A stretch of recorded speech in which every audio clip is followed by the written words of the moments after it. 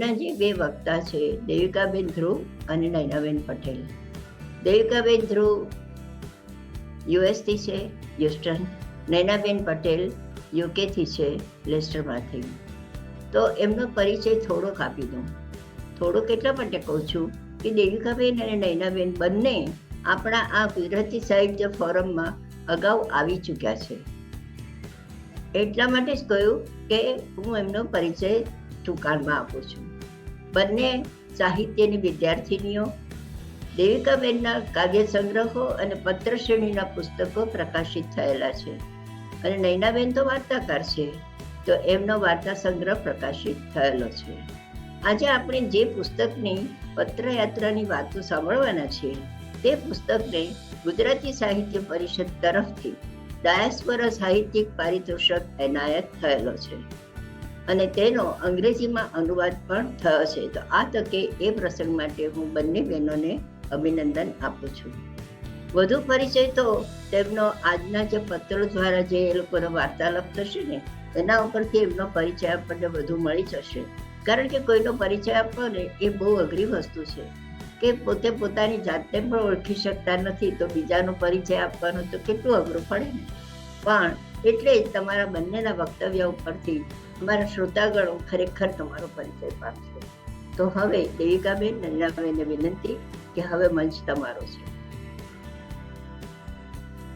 નમસ્કાર મિત્રો, સર્વે સંતુ નિરામયાની શુભ ભાવના સાથે ગુજરાતી સાહિત્ય ફોરમના સૌ સભ્યો અને આપ સૌ શ્રોતાજનોને નવા વર્ષના સૌથી પ્રથમ તો અભિનંદન. આજનો વિષય છે આથમણી કોરની પત્રયાત્રા. હવે આ પત્રોનું અરસપરસ અમે વાંચન કરીએ તે પહેલા થોડી પૂર્વ ભૂમિકા આપી દો.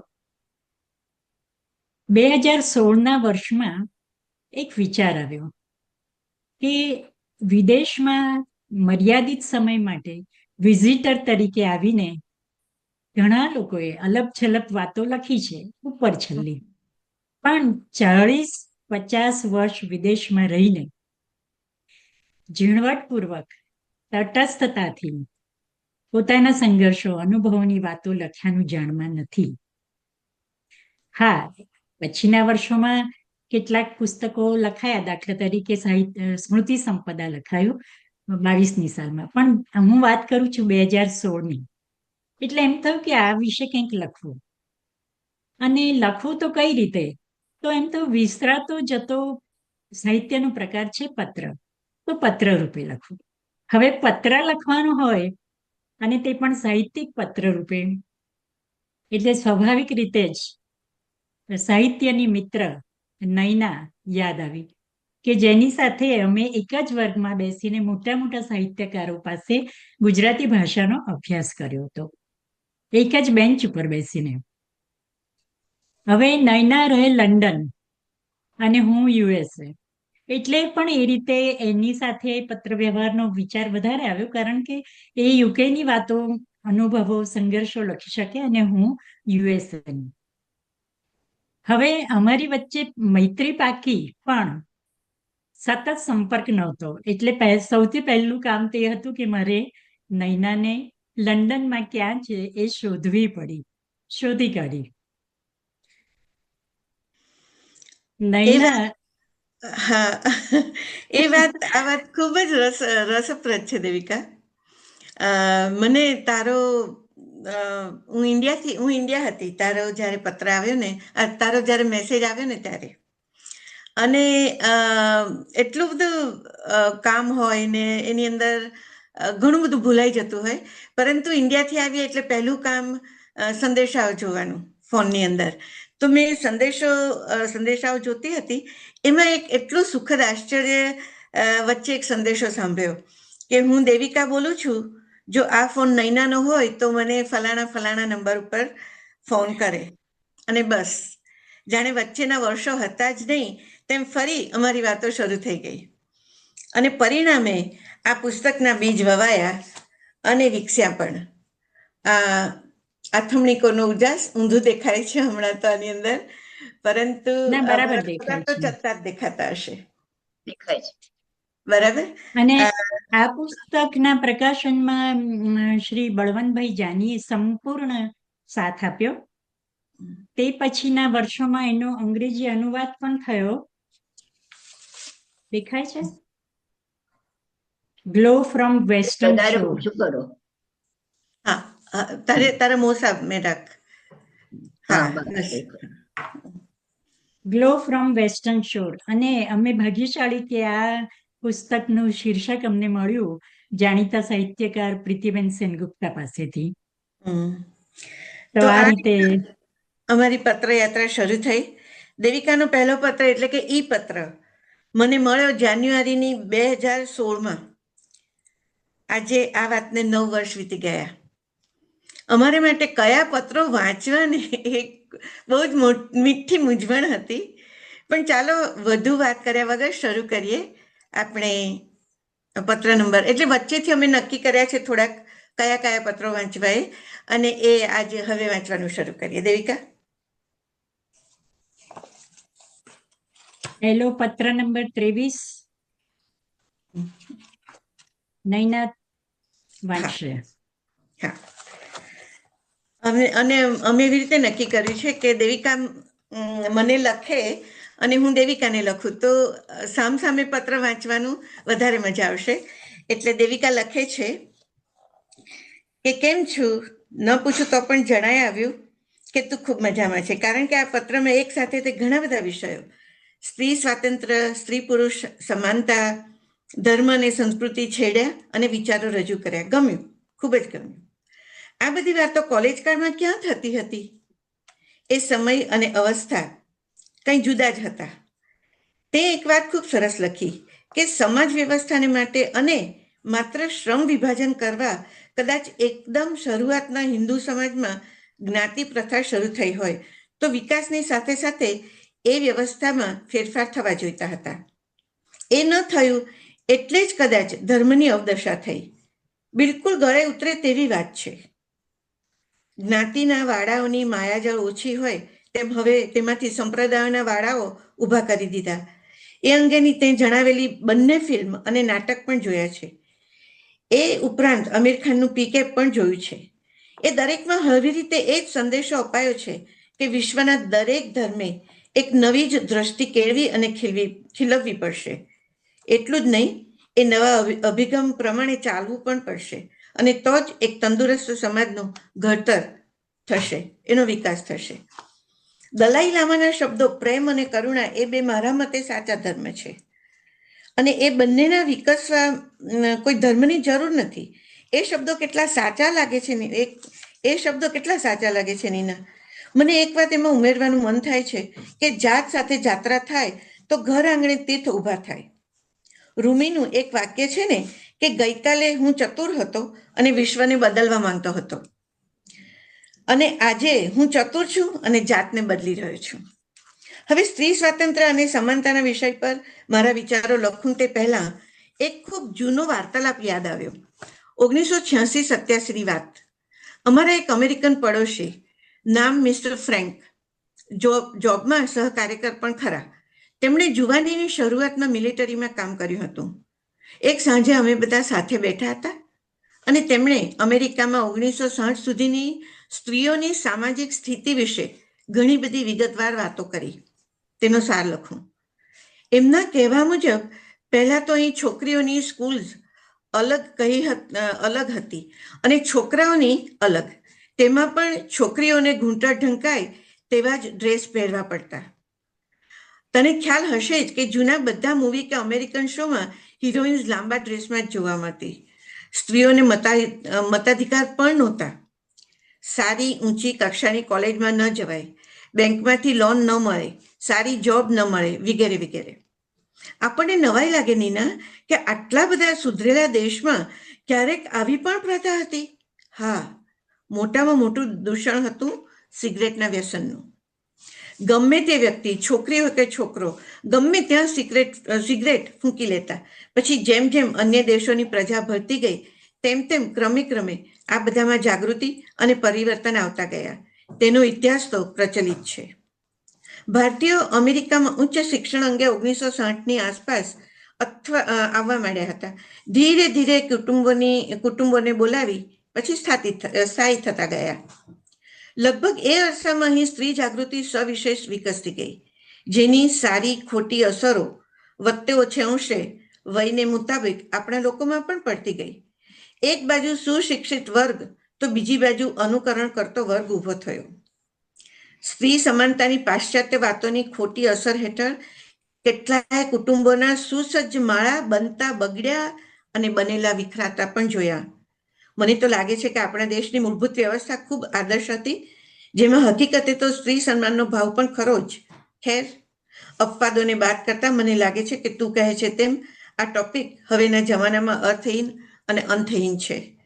ખરેખર તો એટલું જ સ્વીકારવાનું રહે છે કે સૌ માનવી છે અને દરેકને દરેક વસ્તુ સૂરજના પ્રકાશની જેમ કે શીતળ હવાની જેમ, આકાશમાં પડતા વરસાદની જેમ કે પ્રકૃતિમાંથી મળતા ધન ધાન્યની જેમ બસ અબાધિત રીતે મળતી રહેવી જોઈએ. જ્યાં અધિકારની વાત આવે છે ત્યાં તો વ્યક્તિએ પોતે અધિકારને યોગ્ય બનવું પડે, પછી એ સ્ત્રી હોય કે પુરુષ. બરાબર ને? ચાલ તો અહીં વિરમું. દેવીની યાદ. હવે પત્રનો જવાબ મળે છે નૈના તરફથી, પણ એ વાંચતા પહેલા મારે એક વાત કરવી છે કે આની પહેલાના 22 પત્રોમાં અમે અહીંની યુએસએ અને યુકેની શિસ્ત, શિક્ષણ પ્રથા, ઉચ્ચારોને લીધે થતી રમૂજ, આર્થિક ગોઠવણ, નૈતિક મૂલ્યો એ વગેરેની વાતો ખૂબ જ કરી હતી. અને તે પણ સારી ખોટી વાતો તટસ્થતાપૂર્વક લખી હતી, જેની ઘણા અવલોકનકારોએ નોંધ પણ લીધી છે. જો સમય હશે તો પછી એની પણ વાત કરીશું. અત્યારે તો હું વાંચું નૈનાનો પત્ર નંબર 24. પ્રિય દેવી, આ વખતનો તારો પત્ર વાંચવાની મજા આવી ગઈ. 2 વાતોનો પ્રતિભાવ આપવા માટે મન અધીર થઈ બેઠું છે. એક તો ટેણી ટાંકેલી દલાઈ લામાની વાત. પ્રેમ અને કરુણા મારે મતે સાચા ધર્મો છે, અમુક અંશે હું કબૂલ થાઉં છું.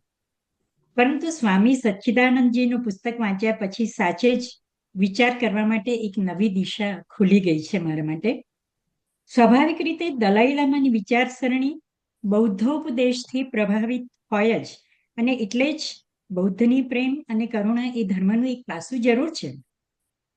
પરંતુ એમાંથી જન્મતા ત્યાગ અને વૈરાગ્યએ પણ જ્યારે મર્યાદા બહાર લોકોને પ્રભાવિત કર્યા, ત્યારે જગતગુરુ શંકરાચાર્ય જેવા એકલવીરે ભારતની ચારેય દિશામાં જઈને સાચા હિન્દુ ધર્મને બચાવવા માટે મઠો સ્થાપવા પડ્યા.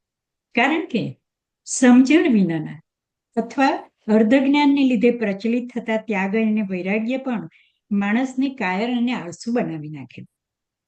એ પુસ્તકમાં તેમણે હિન્દુ ધર્મની આલોચના કરતા પણ એ જ વાત કરી છે કે હિન્દુ ધર્મ પર કેટલાય આક્રમણો થયા, છતાં તેનું રક્ષણ કરવા માટે અસમર્થ રહ્યા, અને તે પણ ધર્મને નામે. કાળક્રમે લોકો ક્યારેક અહિંસક બનવું અને ક્યારેય ધર્મની રક્ષા માટે હથિયાર ધારણ કરવા એનો વિવેક જ ખોઈ બેઠા છે. ખેર, મને રૂમીની તારી વાત ખૂબ જ ગમી. મેં ક્યાંક વાંચ્યું હતું કે મને કંઈ ખબર નથી. એ સમજણ આવ્યા પછી જ જ્ઞાન પ્રાપ્તિ થાય છે.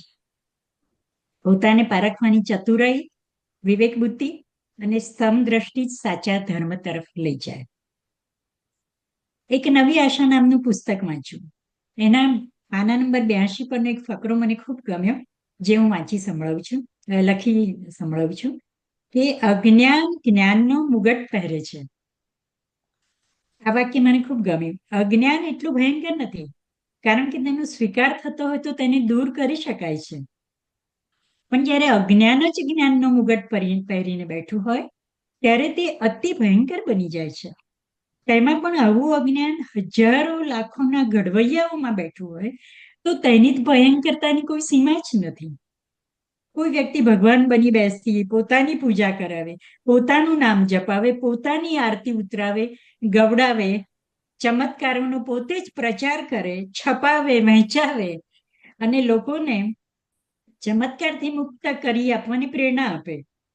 એક ચમત્કાર ઘેલું બુદ્ધિહીન ટોળું વ્યક્તિ પૂજાનો જય જયકાર કરે આથી વધુ પ્રજાજીવનનો અંધકાર કયો હોઈ શકે? એમાં એટલું જ ઉમેરવાનું મન થાય છે કે પરદેશમાં વસતા મોટાભાગના ભારતીયો આ જ ટોળામાંથી છૂટા પડી ગયેલા લોકો છે. એટલે જ ધર્મનો ઠેકો લઈને બેઠેલા બાબાઓને પરદેશમાં બોલાવવા માટેના રસ્તાઓ ખોલી નાખ્યા છે. આગળ એક પત્રમાં લખ્યું તેમ એમાં થોડા અંશે સાંત્વન જેવું જો કંઈ હોય તો એ છે કે કદાચ આ કારણે ઘણા યુવાનોમાં હિન્દુ ધર્મને સમજવા માટેનો ઉત્સાહ વધ્યો છે અને જવલ્લે જ મળતા કેટલાક ગુરુઓએ સાચું માર્ગદર્શન પણ આપ્યું છે.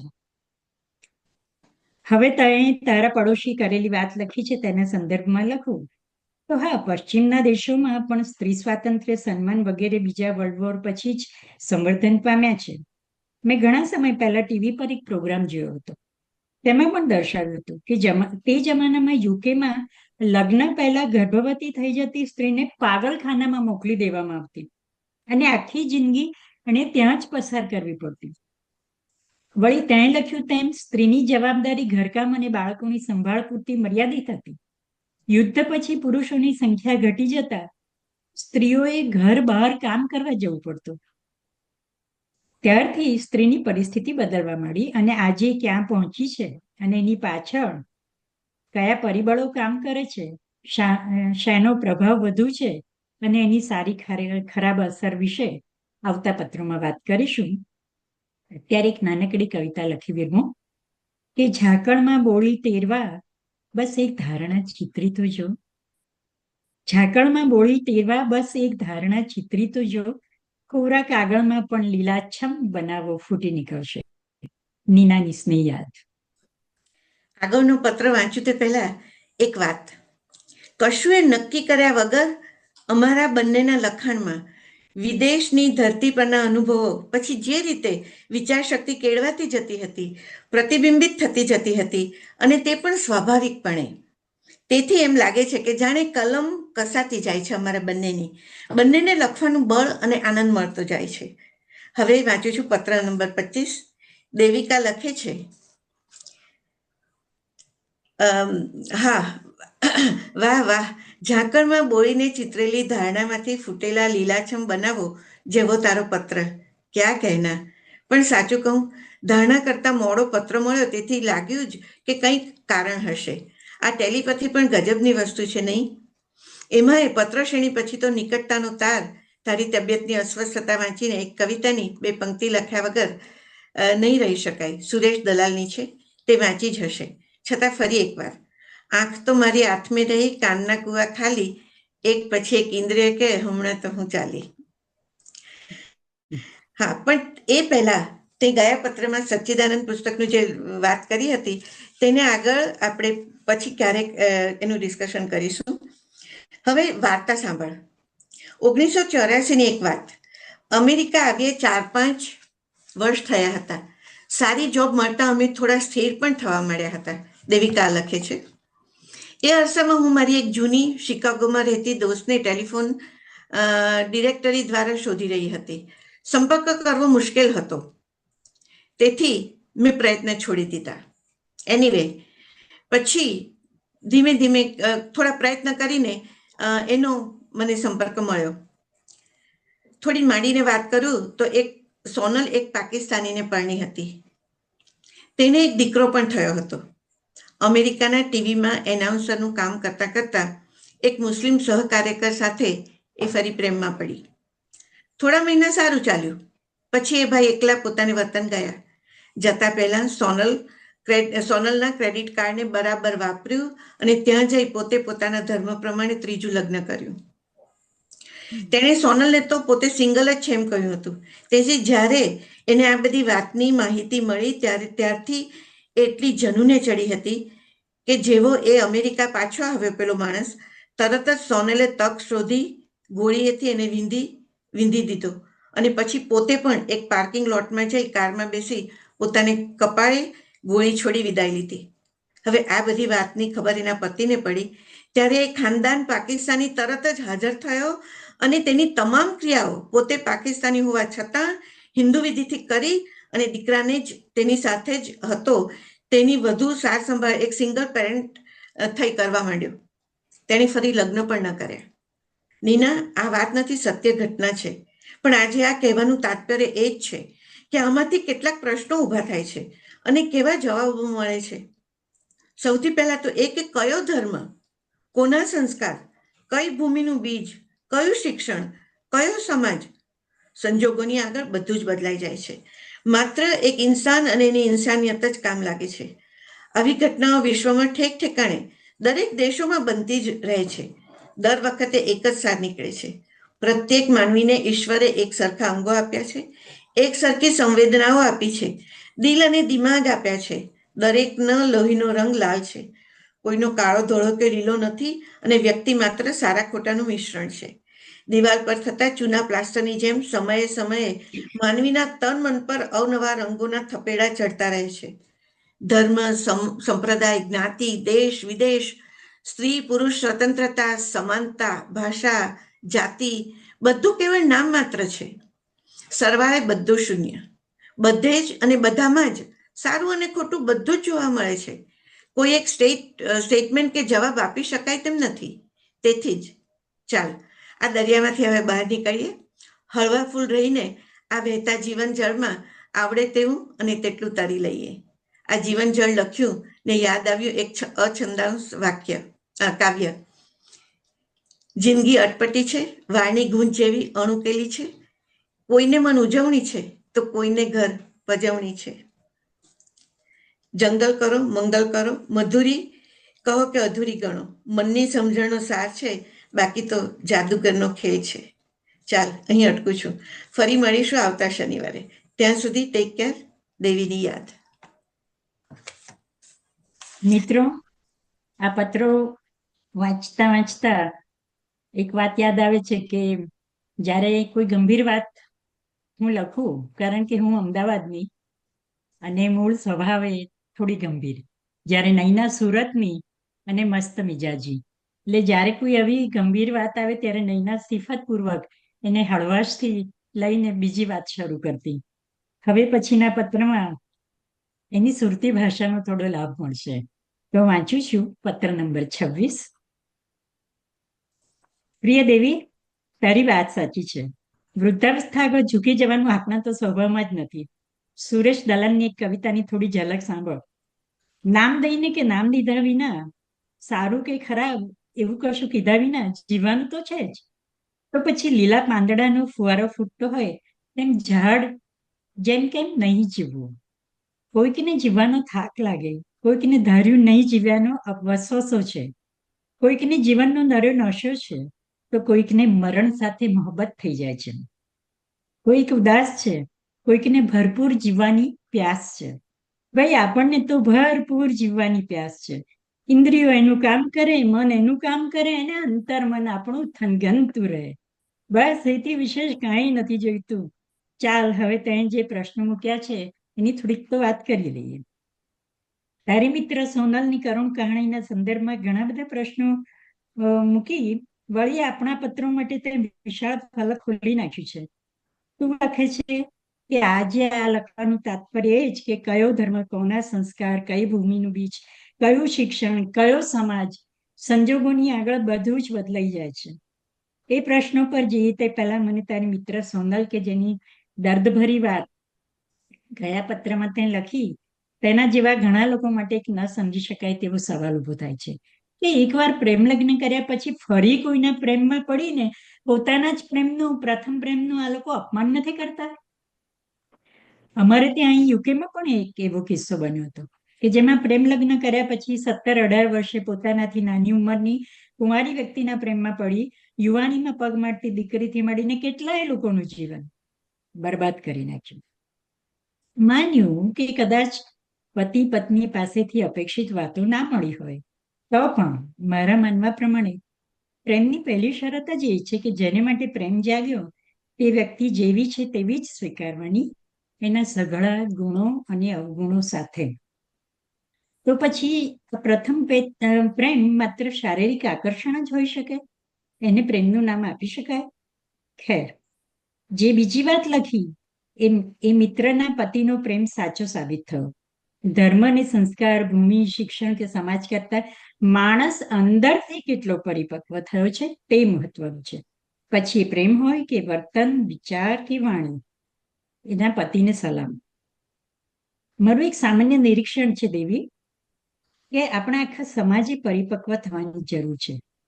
એક નાનું ઉદાહરણ લઈએ. કોઈ બે વ્યક્તિ વચ્ચે મતભેદ થાય, તો સામાન્ય રીતે એનો અંત બોલાચાલીથી આવે કે અબોલાથી આવે. વચ્ચેનો વાતચીતનો માર્ગ લઈને એકબીજાને સમજવાનો પ્રયત્ન મોટાભાગના સંઘર્ષને ટાળવામાં મદદરૂપ થઈ શકે, જે સામાન્ય કિસ્સાઓમાં બનતું હોતું નથી.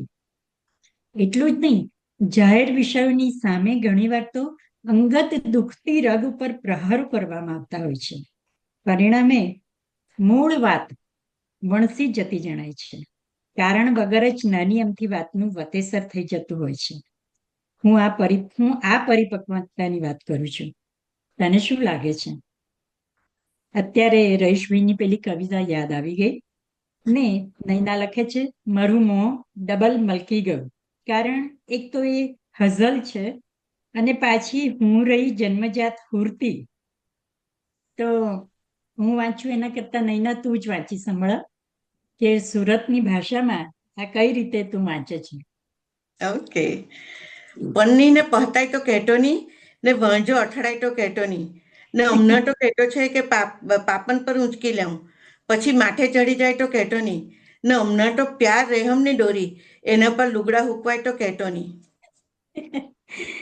શરૂઆતનું શારીરિક આકર્ષણ રોજિંદુ થયા પછી પણ જિંદગી મીઠી લાગે અને ઐક્ય વધે, તેને હું તો પ્રેમ કહું. ધર્મ તથા સમાજની મિથ્યા માન્યતાઓથી તથા કુદરતી પરિસ્થિતિના કારણે તિરસ્કૃત થનારી સ્ત્રી સહાનુભૂતિને પાત્ર છે. પણ જેને બધું જ મળ્યું છે અથવા ઘણું બધું મળ્યું છે, તેમ છતાં તે બધા પ્રકારના નીતિ નિયમોને નેવે મૂકીને સ્વચ્છંદી વિહાર કરે, તો તેનો બચાવ કરવાનો હોય નહીં.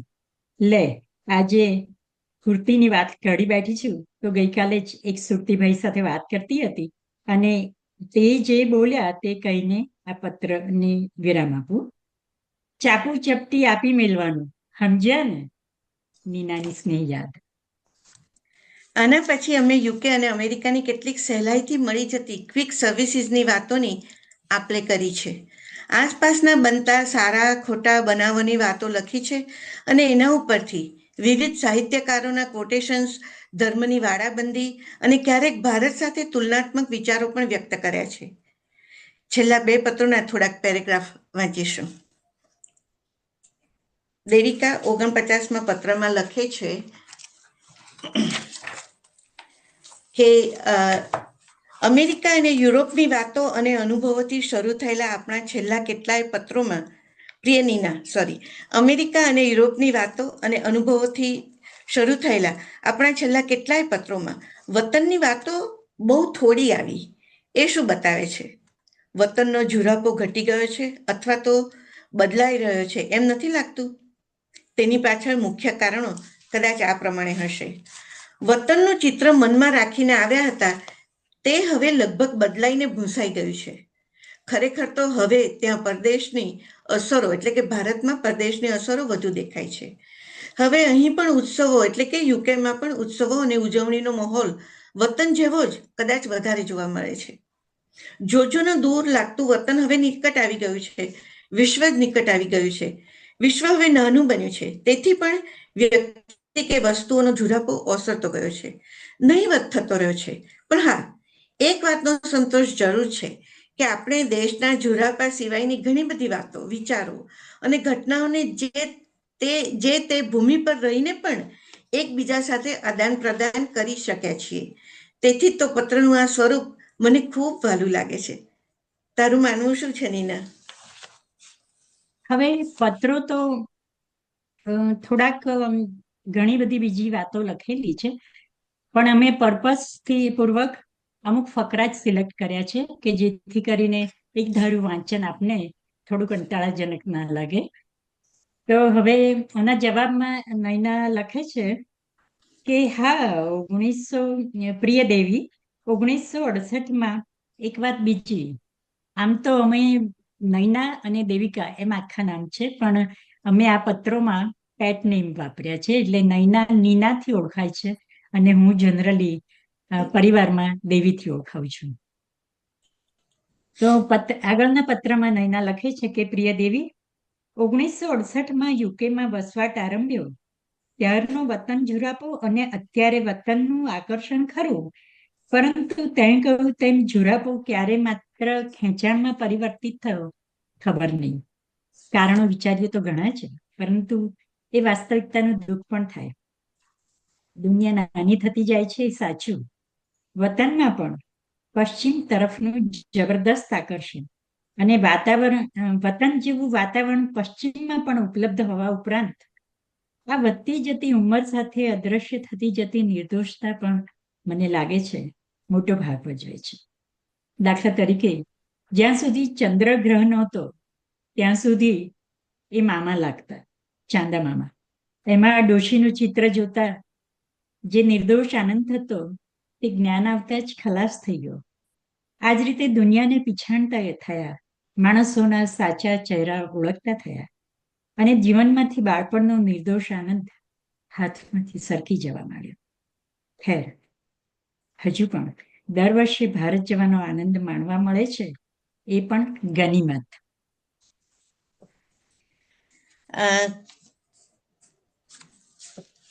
પત્ર નંબર 51. પત્ર નંબર 51માંથી દેવિકા લખે છે, દેવિકા લખે છે કે આજના પત્રનો નંબર 51 લખ્યો ત્યાં તો 52 પત્તાની કેટ યાદ આવી ગઈ. 52 પત્તા એટલે જોકર વગરની કેટ. પૈસાની દૃષ્ટિ વગર રમાય તો પત્તાની રમત નિર્દોષ આનંદ આપે, નહીં તો એ જુગાર જેવી લત બની જાય. અમેરિકામાં સતત જાગ જમા થતા કસિનોમાં સ્લોટ મશીન પરની રમત ક્ષણભર તો એવો આનંદ આપતી હોય છે કે રમવાની મજા આવે. જોકે તેમાંય નિયમ સંયમની પાળ તો બાંધવી જ રહી. આજની સવારની જેમ મન પ્રસન્ન છે. મારી પ્રસન્નતાની સાથે હંમેશા કવિશ્રી સુંદરમની પંક્તિઓ જોડાયેલી છે. અચૂક એ યાદ આવે, મારે આતમને આવાજ પ્રભુ તારી પગલી પડે, મારે અંતર આંગણ માહ્ય મગન કેરી આંધી ચડે. વધુ આનંદ છે મૈત્રીના ઉપનિષદ જેવા આપણા પત્રોનો. આ પત્રો દ્વારા આપણી મૈત્રીનું ઝરણું અંતરમાંથી નીકળી આંગળી પર થઈ એ કેટલું વયું. જિંદગીના તુલસી ક્યારે પ્રગટેલી આપણી મૈત્રીના દીવાની જ્યોત સદા ઝગમગતી રહે અને આ પત્ર શ્રેણી દ્વારા ફૂટેલા નવા પાન લીલા છમ રહે, એવી શ્રદ્ધા જડિત પ્રાર્થના સાથે મારા પત્રોની પૂર્ણાહુતિ કરું છું.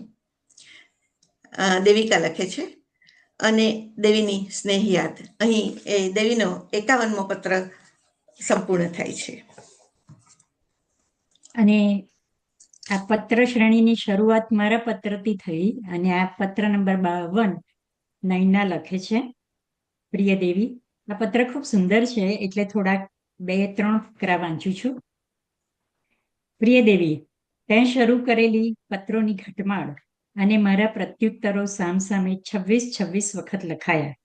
તેમાંથી વિચારોની આપ-લે તો થઈ જ, પરંતુ આત્મીયતાની માળ વધુ ઘટ્ટ બની. મારી દ્રષ્ટિએ આપણા વિચારો એકબીજાના પૂરક છે એનો ખ્યાલ આવ્યો અને હૈયાના હોજમાં પલળ્યા એનો આનંદ અદકેરો. તે ચોક્કર સિવાયના પાનાની કેટ જેવા 52 પત્રોની વાત લખી એ ખૂબ ગમી, પણ એમાં થોડો ઉમેરો કરું. નૈના એના રમૂજી સ્વભાવ પ્રમાણે લખે છે આગળ કે આપણા 52 પત્રોમાં આપણા બેના અસ્તિત્વને ઉમેરીએ, એટલે કે 2 જોકરને, તો પૂરેપૂરી 54 પાનાની કેટ સંપૂર્ણ થઈ ગઈ ને.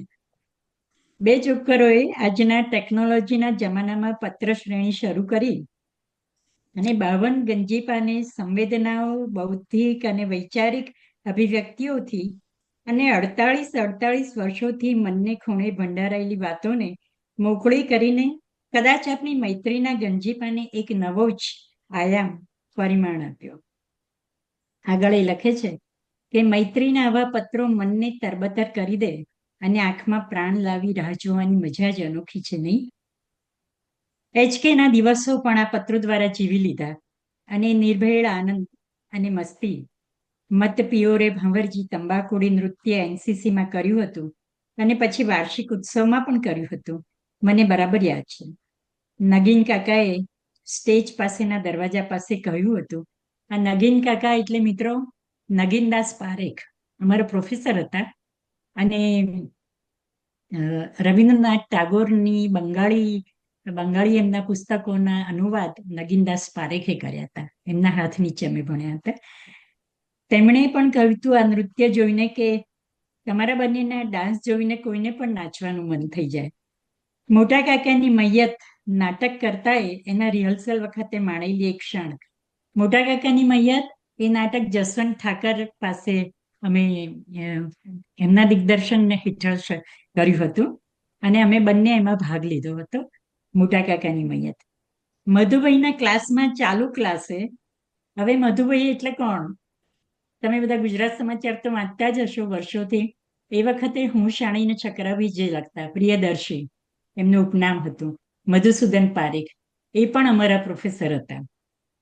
મધુભાઈના ક્લાસમાં ચાલુ ક્લાસે મેં હથેળી પર લખીને તેને કંઈક વંચાવ્યું હતું કે સરના બુશર્ટના જુદા જુદા કલરના બટન જો, અને સરે પૂછ્યું હતું શું લખ્યું, અમને પણ વંચાવો. અને એક હાડાના ગોટા, એ સાબરમતીનો સૂકો ભટ્ટ રેતાળ, પાણી માટે તલસતો અદીઠ પ્રવાહ, અને એની પરવા કર્યા વગર ત્યાં કલાકો સુધી બેસીને કરેલી આપણી વાતો.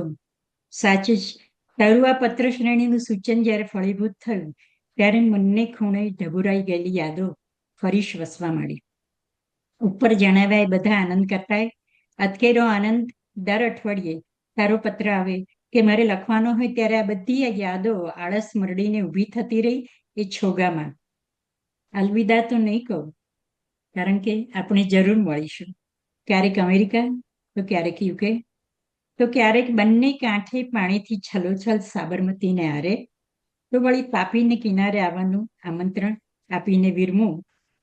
ચાલ, સૌને અમારા તરફથી નવા વર્ષની શુભકામના. અને આ રીતે અમારા 52 પત્રોની ઝલક આપની સમક્ષ અમે રજૂ કરી. પરંતુ મને લાગે છે દેવિકા કે આ બળવંતભાઈએ જો ડાયસ્પોરા સાહિત્ય માટે એટલે આપણને આટલો પ્રોત્સાહિત ન કર્યા હોત તો આપણી આ પુસ્તક આપણું પ્રકાશિત ન થયું હોત.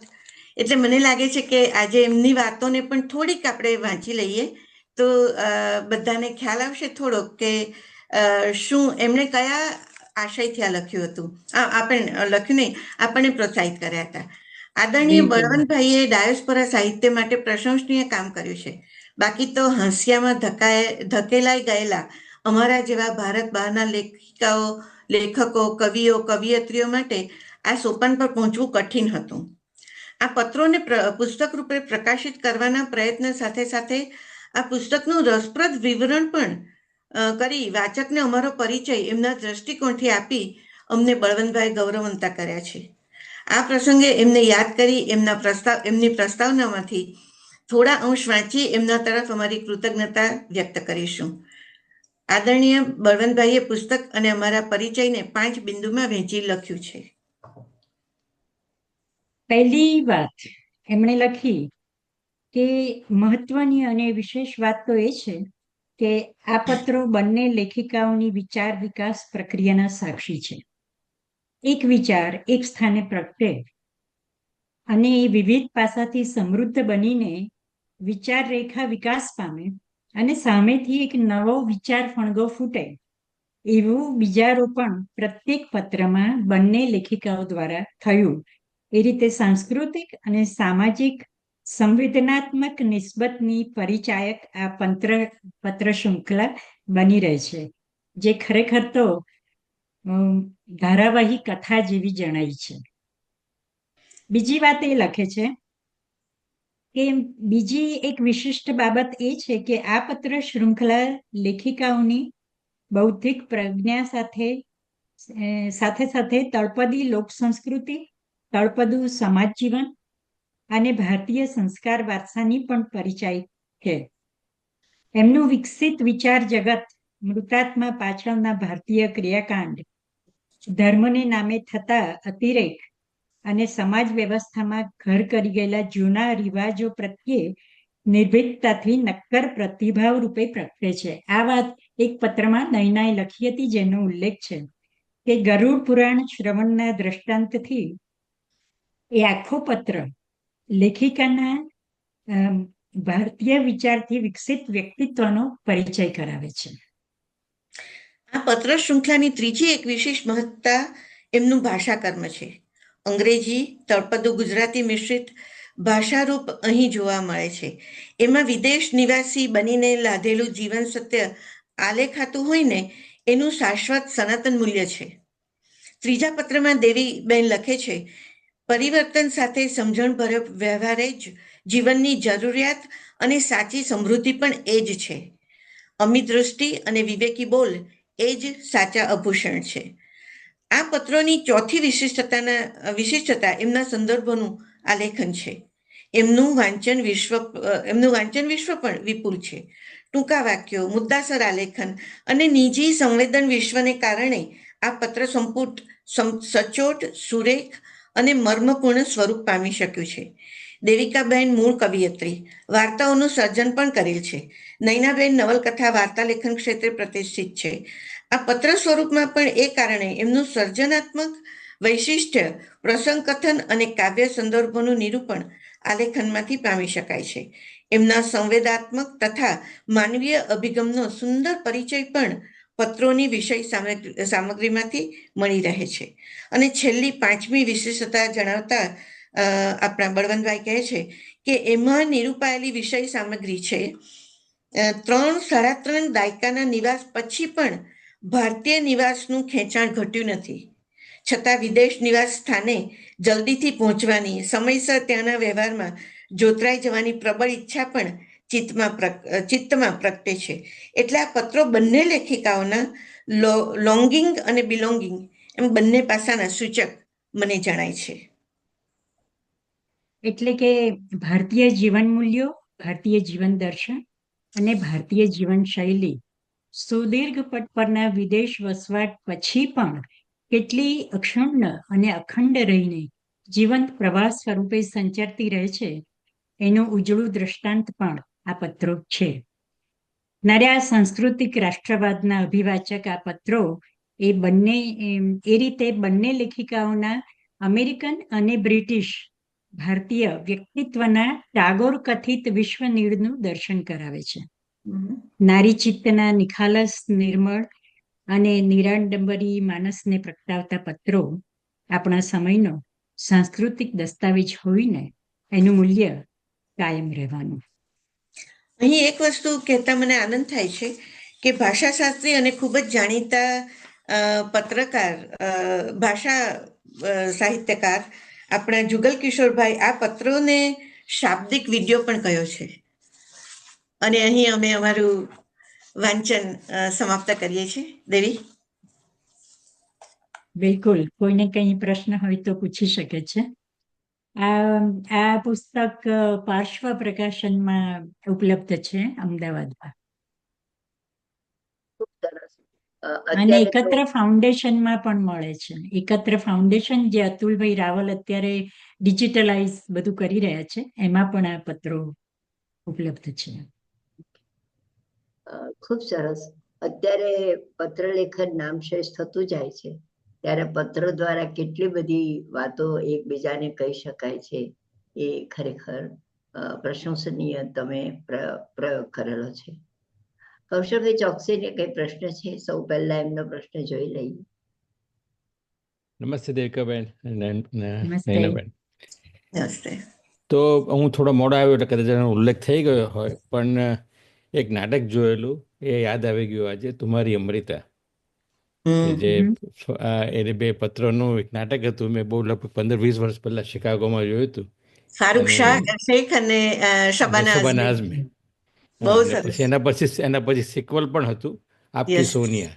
Yeah. એમાં જે સોનાલી બેન્દ્રે અને ફારૂક શેખ હતા. એટલે આજે એ પણ યાદ આવી ગયું. તો એટલે આમાં શું છે કે રિયલ ટાઈમમાં જે તમારે જે ઇવોલ્યુશન, તમે જે વિકાસ તમારો પોતાનો થતો હોય એ આમાં દેખાઈ આવે, કારણ કે એ over a period of time થતું આ ઇવોલ્વ થયા કરે. એટલે હવે આને આપણે ક્વેશ્ચન એ છે કે આજના ટાઈમમાં આને આપણે ડિજિટલ કરીએ તો કયા પ્રકારે કરી શકાય? કારણ કે ગેપ તો આપવો પડે જે કારણ કે તો જ ઇવોલ્યુશન થાય, તો તમારું જે બિલકુલ. ઓવર બરાબર છે. અને મને લાગે છે કે ડિજિટલ થવાથી બીજા બધા ફાયદા થાય, પણ આને કેવી રીતે સેન્ટિટી રાખવી કે જે ઓવર પીરિયડ ઓફ ટાઈમ જે ઇવોલ્યુશન થાય, કે સામાજિક બધી જાતના તમારું પોતાનું ઇવોલ્યુશન, પર્સનાલિટી ઇવોલ્યુશન ઓલ્સો, પણ સમાજનું ઇવોલ્યુશન ને બધું આની અંદર વણાઈ જાય પાછળ. અને એટલે આમ તો શું કહેવાય કે આ ફાયર સેટ જે કહીએ છીએ આપણે અત્યારે એ એક જાતની બે ઇન્ટેલેક્ચ્યુઅલ વચ્ચે કે બે જે વિચારતા હોય એ આખો આગળ ચાલ્યા કરે, અને એમાંથી આ પુસ્તક બન્યું.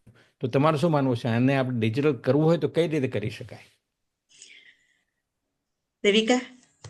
હા, આ જ વિચાર અમે બંને એક વખત વહેતો મૂક્યો હતો અને વાત અમે કરી હતી. હવે આ પુસ્તકને ડિજિટલાઇઝમાં સૌથી પહેલા તો ઓનલાઈન વાંચવા માટે, કે જે મેં કહ્યું અતુલભાઈ રાવલ એકત્ર ફાઉન્ડેશનમાં વિદ્યાલય ગ્રંથાલય કર્યું છે. એમાં એમણે બધા સાહિત્યકારોના પુસ્તકો મૂક્યા છે. એટલે પહેલું કામ અમે એ કર્યું અને એમણે પોતે એમાં મૂક્યું છે. એટલે એ ડિજિટલાઇઝ વાંચન માટે થયું.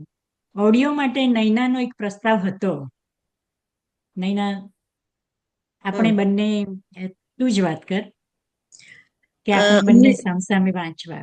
હા, જેવી રીતે હમણાં અમે 4 પત્રો વાંચ્યા, એવી રીતે કરે 52 પત્ર સાથે પાછળ મ્યુઝિક ને બધું થોડા સાથે વાંચતા જઈએ. પણ મને જે લાગે છે કૌશલભાઈ, કે તમે જે કહો છો ને એ પણ, કે ઓડિયો. ત્યાર પછી મોટો ગેપ પડી ગયો છે વિચારોમાં પણ, અને બધા જ આખું સમાજ જીવનમાં જે ચેન્જીસ આવ્યા છે તે, એટલે ક્યાં તો ફરી લખવું પડે જો એ ગેપ પૂરવો હોય તો, અથવા તો આની અંદર જ થોડા ફેરફારો કરવા પડે એ ગેપ પૂરવા પૂરતું. પણ જેમ છે એમ જ કરવું હોય તો ડિજિટલાઇઝ એમને પણ કરી શકાય, પણ યસ, એને થોડા ફેરફાર કરવા પડે. એટલે એક આને તો તમારે ઓડિયોનું કામ કરવું ફ્યુચરમાં પડે. તમારે આ વાતચીત ચાલી રાખવી હોય તો ડિજિટલી તમે કરી શકો, પત્ર લખ્યા વગર, એટલે કે ઓનલાઈન પત્ર લખી શકો.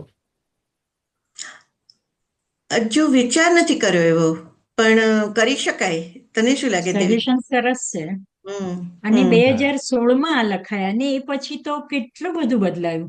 Covid exactly. ના ટાઈમ પછી તો ઘણું બધું સમાજમાં, અને ટેકનિકલી એઆઈ, ચેટ જીપીટી, ઘણું બધું આપણે એમાં ઉમેરી શકીએ.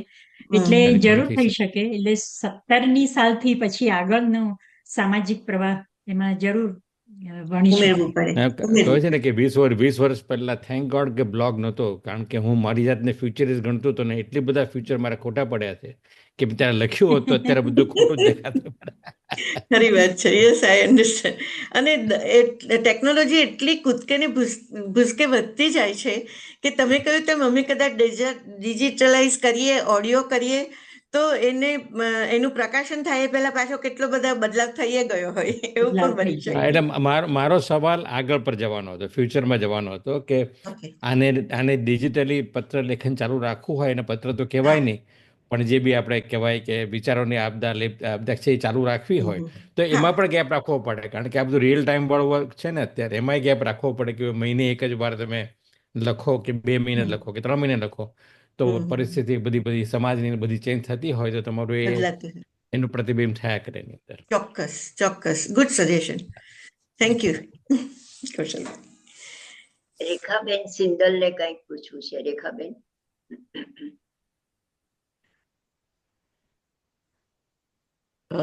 હેલો, બહુ હેલો સરસ. રેખાબેન, કેમ છો? નમસ્તે. નમસ્તે રેખાબેન. નમસ્તે. પત્રો મેં નમસ્તે. વાંચ્યા છે, આ છતાં પણ આજે સાંભળવાની બહુ મજા આવી. નૈનાબેનને Thank આજે you. મળીને આનંદ થયો. દેવિકાબેનના મોઢે તો ઘણી વાતો સાંભળી છે.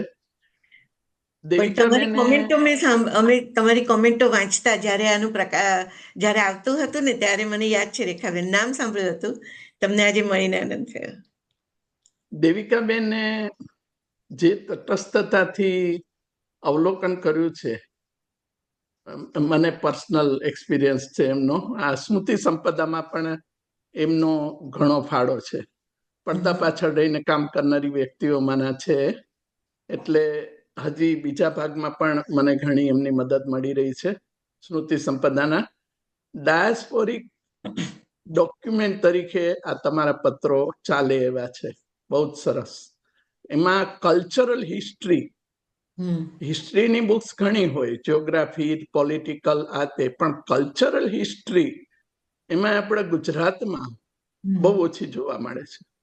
એટલે તમારા પત્રોમાં એ છે, એની ઘણી ઝલક છે. પણ તમે કહો છો એમ, અને હમણાં ભાઈએ કહ્યું એમ, કે એટલું બધું ઝડપથી બધું બદલાતું જાય છે કે અત્યારની પેઢી આ વાંચે તો એને તો એ કલ્ચરનું વિઝ્યુલાઇઝેશન કરવાનું પણ અઘરું પડે.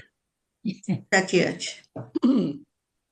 તો એ હિસ્ટ્રી, એનું પ્રિઝર્વેશન હજુ સોલિડ રીતે થાય અને આપણે આ બધું આપણી પછીની જનરેશનને પણ ઉપલબ્ધ રહે, એના માટે તમારા જે કંઈ પ્રયત્નો હોય અને શું પ્રયત્ન છે એ જાણવામાં થોડો રસ રહે મને.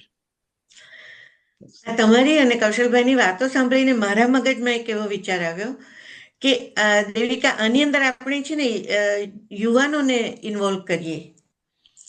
જેવી રીતે આપણે બે લખીએ છીએ એવી રીતે બે યુવાનો પણ ઇંગ્લિશમાં લખે ભલે, અને આપણે પછી એનું ગુજરાતીમાં ભાષાંતર કરીને રાખીએ અને આપણા પત્રોનું ઇંગ્લિશમાં એવી જ રીતે ભાષાંતર થાય, તો મને લાગે છે કે થોડું સાયમલ્ટેનિયસલી આપણે સાથે જઈ શકીએ. હા, જે રીતે આ ગુજરાતી ઇંગ્લિશમાં આપણે કર્યું એ રીતે ઇંગ્લિશમાં લખાય હવે પછીનું, અને આપણે એનું ગુજરાતી કરીએ. એ પણ સરસ સજેશન છે. અને યુવાનો પણ, બે યુવાનને પણ લેવા જોઈએ સાથે, એમ મારું કહેવાનું છે. બરાબર. હા, યુવાનો દ્વારા ઇંગ્લિશમાં લખાય અને આપણે ગુજરાતી કરીએ. બરાબર છે. ખૂબ સરસ સજેશન. Thank you Rekhaben. ખૂબ સરસ. Thank you. ખૂબ સરસ. જુઓ, અત્યારે જે આપણે કહીએ છીએ ને, પત્ર લેખન બંધ થયું છે, પણ એની સાથે સાથે તમારા બેઉના પત્રોમાંથી દરેક સમાજ, નોટ ઓનલી ભારતીય સમાજના મૂલ્યો બદલાતા જ જાય છે. એટલે તમે કહો છો એમ કે આજે 5 વર્ષ પહેલા લખ્યું એ કેટલું બધું બદલાઈ ગયું હોય એ વખત. એટલે એ ગેપ પૂરવા માટે જે સજેશન આવ્યું કૌશલ તરફથી, કરવા જેવું. બીજું, મને એમણે એવું કીધું કે મેં વાંચેલા ખરા, પણ આજે સાંભળવામાં મજા આવી. એટલે આ પત્રો જે તમારું છે એનું જો ઓડિયો થાય તો લોકોને કદાચ વધારે ગમશે એવું મને લાગે છે. કારણ કે આપણને અત્યારે જ રેખાબેને કહ્યું કે વાંચેલું પણ સાંભળવામાં વધારે મજા પડી છે. એટલે તમે બધા એ રીતે આગળ કામ કરતા જ હશો. એટલે આજનું આપણું જે તમારું જે બંને જણાનું જે કોર્ડિનેશન ને બધું હતું એ ખૂબ સરસ હતું.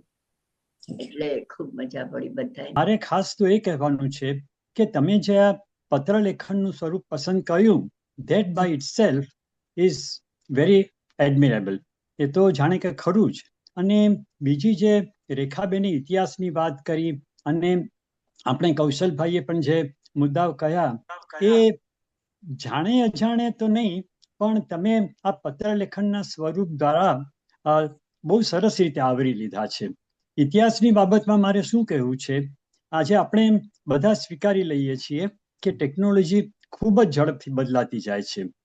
એ ધ્યાનમાં રાખીને પણ ઇન વ્યૂ ઓફ ધેટ આ તમારું પત્ર લેખનની જે આપણી પત્રોની આપલીની જે વાત છે, અથવા તો જે તમે સ્વરૂપ પસંદ કર્યું, જે 52 પત્રો, એના સમયગાળામાં જ એનો ઇતિહાસ આવરી લેવાયો છે અને એનું સાતત્ય પણ જળવાયું છે.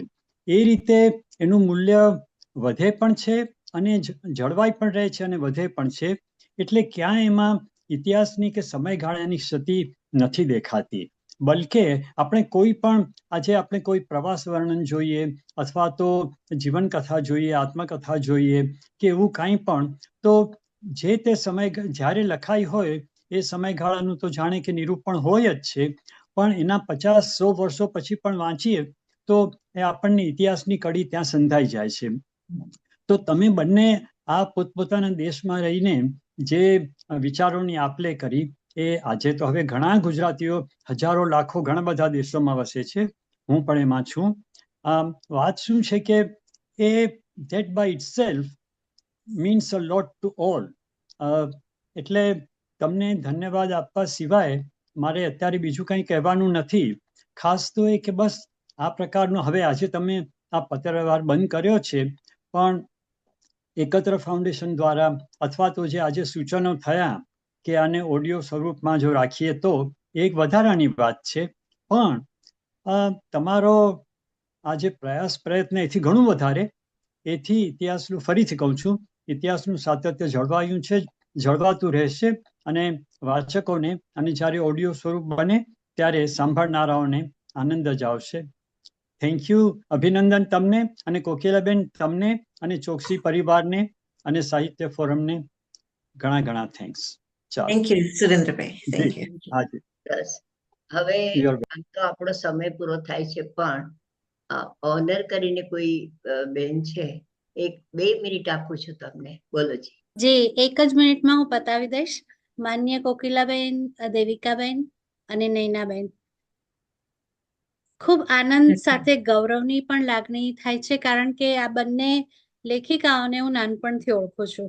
અને આ મારી પાછળ આજે બેકગ્રાઉન્ડ દેખાય છે ને સૂરજનું, કે એમના વિશે કહેવા માટે સૂરજ સામે જાણે કે લાઈટ ધરું એવું મને લાગે.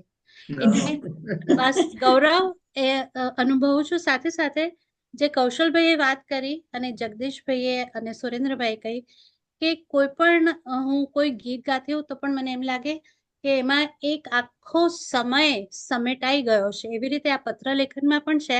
અને એટલા માટે આઈ એગ્રી કે આજનું લખો, પણ જે છે એ જ રીતે એને પ્રેઝન્ટ કરો, ડિજિટલાઇઝ કરો, તો પણ it will be like a wine, સમયની સાથે એનું પણ મહત્વ જળવાશે. અને એ સાથે જ કદાચ આજનું લખો તો પણ દેવિકાબેનની એક હમણાં તાજેતરની કવિતા યાદ આવે છે કે આજ છે કાલ થવાની. એટલે આજનું કરેલું પણ ક્યારેક તો એ પુરાનું થવાનું જ છે. માટે જે છે એ રીતે ડિજિટલાઇઝ કરો અને બસ આવું ને આવું સાહિત્ય પીરસતા રહો. બસ 1 મિનિટમાં, કારણ કે મને ખબર છે કે 1 કલાકનો ટાઈમ હોય અને શ્રોતાઓ મારા પણ જ્યારે ફોન પર આવે તો we have to be careful about time. So thank you so much. Thank you. નું નામ પ્લીઝ? સંગીતા ધારિયા. અને સંગીતા સંગીતા તારા જેવું, સોરી, સંગીતા અમારી દેવિકાબેનની નાની બેન છે.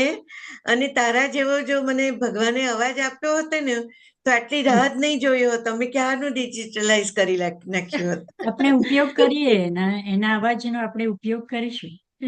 હા, બિલકુલ. શબ્દારંભે અક્ષર એક જે દેવિકાબેનની છે કર્યું એ રીતે પત્રલેખન. અને હું તો તમને વાર્તાવહે ગીતોમાં કરીને આપીશ. ચોક્કસ તમારી સાથે જ છું હંમેશા. થેન્ક યુ, થેન્ક યુ બેટા. Thank you. સંગીતા ડલાસના રેડિયો સ્ટેશન પર આરજેનું કામ કરે છે. ઓકે, સરસ. હવે જેમ નૈનાબેને કહ્યું દીધું એમ આપણું જે આજનું હતું ને એના અનુસંધાનમાં જ આવતા વર્ષે સરસ પ્રોગ્રામ થઈ ગયો આપણો આજનો. હવે એક ભાર ઉતારવાનો છે. હા, એ ભાર ઉતારવાની વાત અલકા કરશે. અલકા, આભાર દર્શક. Thank you Kokilaben. સર્વેને નમસ્તે. આજનો આપણો જે વિષય છે તે એકદમ અનોખો છે.